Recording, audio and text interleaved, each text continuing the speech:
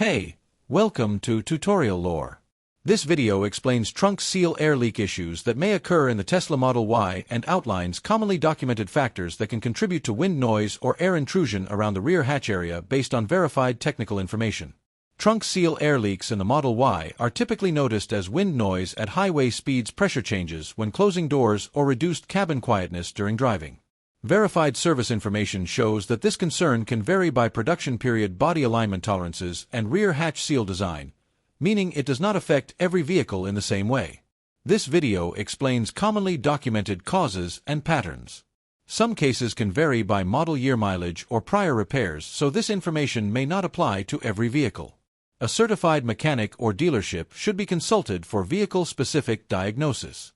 Documented causes include rear hatch weather seal compression issues where the rubber seal may not sit evenly against the body opening. In some vehicles, slight misalignment of the liftgate can reduce sealing pressure, allowing air to pass through at higher speeds. Manufacturing tolerances or changes following rear hatch adjustments, repairs, or glass replacement may also contribute to seal gaps.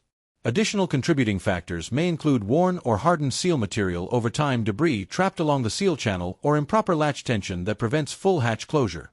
In certain conditions, temperature changes can also affect rubber flexibility, making minor gaps more noticeable during colder weather. General guidance includes visually inspecting the trunk seal for gaps, damage, or debris, checking for consistent hatch closure, and observing whether noise changes with speed or road conditions. Persistent air leaks may require seal replacement or liftgate alignment adjustments performed by Tesla service.